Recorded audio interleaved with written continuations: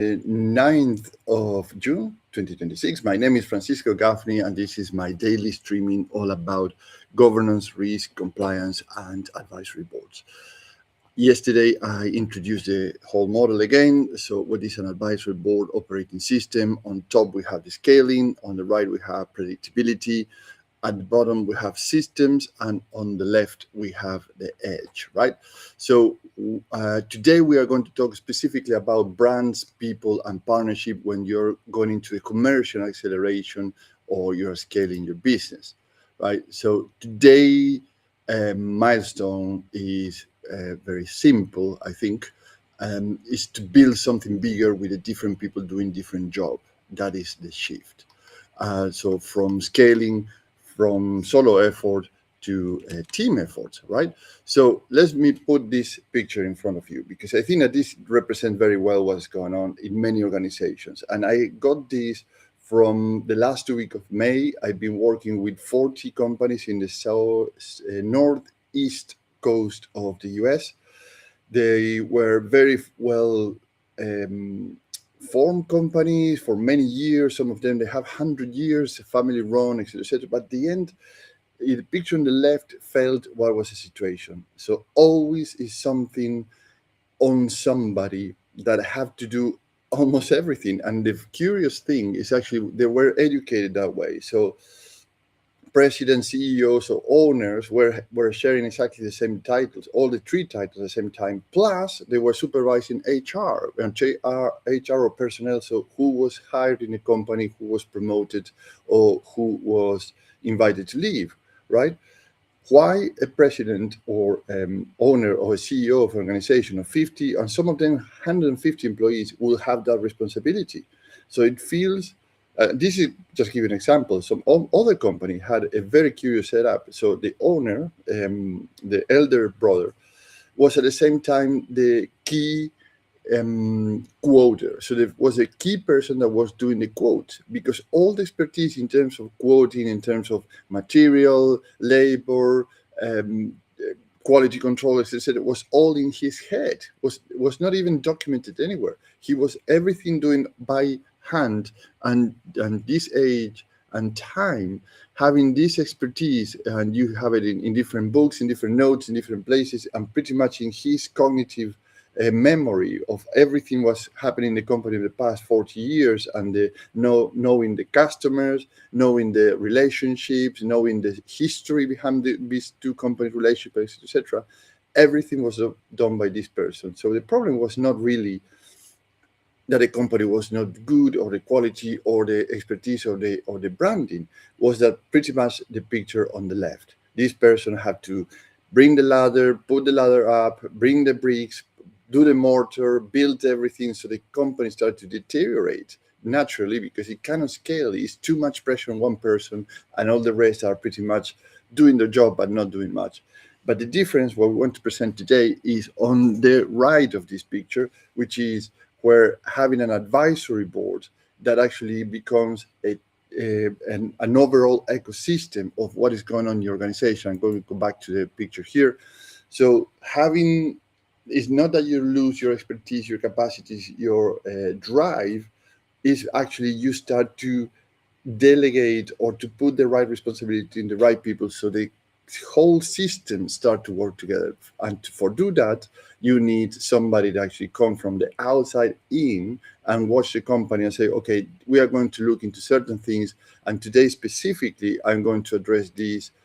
When you're looking to commercial acceleration and scaling, your brand, your people, and your partnerships. So let's dig into this, because there are three key problems I briefly mentioned already, but we're going to deep dive into them. So problem number one is that you as a founder steal the trust engine. So clients buy because they trust you. The partners call because they know you.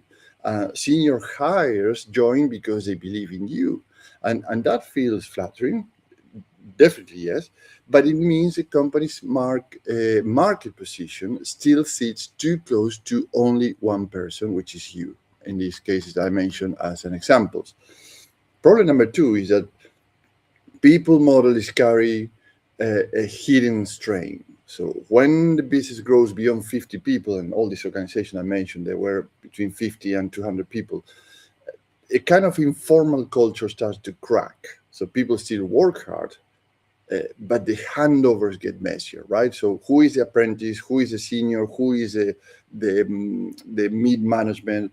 So all these kind of things start to get informalities that actually start to crack when the people start to get a conflict, because there's not an organization that you can say who is a hierarchy of the organization to get these things done correctly. So the best people become bottlenecks. Newer team members hear different version of how things work, because they go to one place and they hear something, and they go to another place in the same shop and hear something different. So suddenly, you as a founder start to ask yourself, why does everyone need to me? Why they need me for a simple decision? It's because the things are too there are too many opinions and not a single operation procedure for the things that had to be done even before you understand what's going on in the floor, right? It doesn't mean that you ignore what is going on, but actually the things that should be managed or self-managed should be self-managed, and not every single decision coming back to you. And problem number three is that the partnerships are not institutionalized. A few key relationship drive revenue, access, referrals, or delivery capacity. Yet the history, the pricing logic, the favors, the risk and decision rules live in personal memory, your memory as a founder. So if one person lives in your team too also, or retires, or burns out and say, I need it, I'm out, or loses focus because there's too many things and they need to jump around different things, those partnership value walks towards the door with them. So because it's all depending on a few people rather than is having a full partnership ecosystem, as it's called. So in other words, imagine the business that looks respected in the market, but the real operating manual lives in five, three, four people, or one person, as the cases I mentioned from the last month of May that was working with these companies in the US. So the brand is strong, the team cares, the partners like you, but nobody has turned that trust into a full operational system that is decoupled from the people that today are running the whole thing, and it's very dangerous at one point. So that is probably the unpleasant reality of many companies, and I'm talking to many of them lately. So you are scaling reputation, but not always scaling capability in your business. So as a board advisor, what I would propose to consider is the following. Use the advisory board to separate founder energy from the company assets, right? So for scaling, I would bring three questions into the room with you. What part of the brand works without you as a founder present in that room? So what part of the brand works without you? What knowledge the must the team hold, right? Not just you as a founder. So what knowledge you can delegate to the team, and they should be accountable for that. And which partnerships need documented rules? Because I've seen so many exceptions, relationship, and things are not documented. One company in particular had um, a blue chip organization because of they know each other from the manufacturing, which is an OEM manufacturer, which do parts for a large organization. The relationship carried 40 years, and this owner wants to retire, right? And this other guy probably is going to retire anytime soon because they've been 40 years working together, and there's a trust, there's a kind. So the contracts are kind of informal. There's a contract go back and forward, but it's not a overall contract of the relationship, payment terms, etc. So they keep getting business from these two people knowing each other for 40 years. So this guy is going to retire. The next person don't have a 40-year relationship with the other person in this large organization. So they are going to get a business. And guess what? There's another challenge. 25% of the revenue, the yearly revenue of this OEM organization is coming from that particular relationship. How risky you think is coming? Is extremely risky, because not only the profit of the year are coming literally from that organization. If that business disappears, probably the whole organization will disappear, because they are going to lose, if this is not formalized in a different way and has a transition plan to the next generation in terms of business relationships and contracts and et cetera, and clauses. Probably this organization is going to have a very, very bad hit in the coming year or two, when one of these guys retire or both of them retire. So this is where the advisory board operating system model helps. It stops the conversation from becoming we need more leads or we need better people, or but make better answers for that on how you look at a system, not just as a personal relationship that sustain the company in time. These are the things you probably notice already. And if beside that example, a scale problem may show as a sales issue, right? But the cause may be an unclear positioning, like the case that I just mentioned. It also may show as a hiring issue, but the cause may be the weak onboarding. So you're not bringing back people to the organization. I, I never met somebody that wakes up in the morning and wants to fail. Might be a bad onboarding. So the organization is not prepared to receive new talent or to develop talent into the organization itself. So it may show up as a partnership issue, as I mentioned earlier with these two guys, but the cause might be not a shared commercial playbook. So you can standardize your outreach to partners and everybody have the same treatment and benefits and capacities to do business with you. So a good advisory board does not jump straight to advice. This is another thing that you have to, and we mentioned that yesterday. You might have very good people in your organization advising you, but they see a little portion of the organization. They don't see the overall organization, and that is the key of the advisory board. And the good advisory board slows the room down enough to label what is happening. And this is very, very important. It sounds like you, as a founder, still carrying the market's confidence. Is that right? So it seems like the team knows how to deliver, but the method is not yet easy to teach. So is that correct or is that correct? It feels like the partnership are valuable but still fragile. What is going on with that? So this is what I mean slowing down the room. So those labels matter.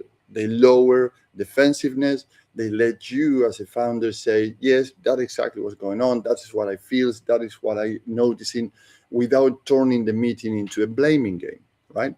So then what the advisory board helps is to choose the next move, not 10 moves, because you cannot handle 10 moves at the same time. You already have too much on your plate. One or two moves that reduce the dependence of sales on efforts. It might mean codifying the sales story. It might mean documenting the partnership maps. It might mean turning your founder judgment into a simple decision rule, so you don't have to be in every decision every time, every day. It might mean changing roles as so that the best technical person is no longer the only person who can price complex works. You name it. So there's many things that today, when you slow down and you can address one problem at a time, that will help you to be more active and proactive and start to delegate and make the people accountable in your organization, right? So it seems hard as it sounds, but is the way that you can scale your organization and increase revenues by 26%. And this has been documented. So an advisory board can increase your revenues by 26% and your productivity by 18%. And we go into that later in the week. So what do you gain working with me? Three things: business outcomes, differentiators, and risk reductions. In terms of business outcomes, is that growth becomes less personal and more transferable. It can go to different people to help you to grow faster. So the company learns how to win work, keep trust, and expand partnerships without every road leading back to you as a founder. And so these things start to move faster, more solidly, with a procedure that can be tracked down and documented and evidence how it has been done. So then you can improve it if you have to.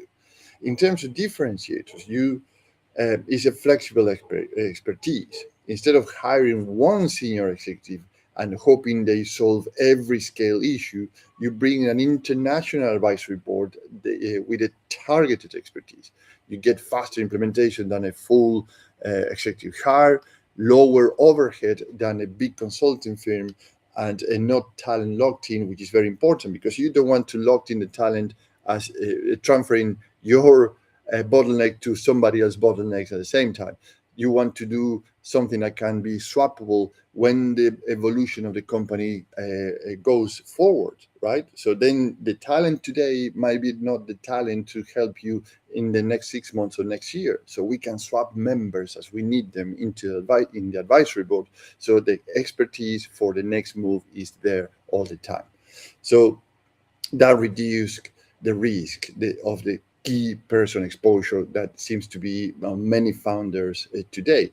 If brand trust, client trust, and partnership trust sits with one or two people, the valuation suffers because it's not transferable. So if you want to exit, if you want to look for capital, if you want to look for investors or to a credit line or a bank loan, your valuations start to suffer because they see there is too much dependency in one person.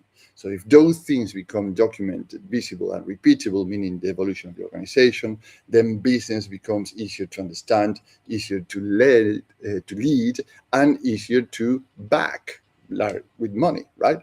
Okay. So one thing you can do today and is done in 30 minutes or less, and let me pull the picture here because I'm going to share this image with you, is a very, very easy graph of things that you can do in 30 minutes or less to understand where you're standing. And this question today is your company scalable or you have a scaling issue? So let me explain this. Write down your top 5 relationships that drive commercial value, right? That includes client, partners, introducers, suppliers, or sector allies. So the next to each one, write who owns it, what values create, what risk sits inside it, and what will happen if that relationship owner left tomorrow. Yeah, if they leave, what will happen? So if the answer of any of these grill remains, or any of these relationship means that we will be exposed, then you have found a scale issue in that particular line, right? So it's simple as that. So it's not a very complicated, but actually you can start to think about in terms of, I want to scale. Am I exposed? Do I have gaps? How I can start to fix it? Well, putting things in paper, like a simple paper like this one, can help you to understand where you have exposures or not. So let's pause here today and reconvene tomorrow, because tomorrow I'll move from scale, which is the top of our model, to predictability. Let me pull the model again so you can see it. So tomorrow we are going to move to predictability, which is the partnerships, the revenues, and the assets. And this is very important because actually that will help us to understand how predictable the organization is. So if you lead a business with more than 50 people in your payroll, more than 10 millions in revenue, and you want to turn your founder-led growth into a proper advisory board operating rhythm, let's have a chat, 30 minutes, to understand. So I can understand where you are coming from, where you are today, what you like to go, so we can design an advisory board that brings those 25% revenue increases and 18% more productivities, as I mentioned earlier. And that will be through a faster implementation than hiring one executive, a lower overhead than a big consulting firm, not talent locked in, as I mentioned, and a swappable team members in the advisory board that every 6 months or a year when the evolution of the company requires it. Excellent. Have a great day, and I'll see you tomorrow. Thank you, and bye-bye.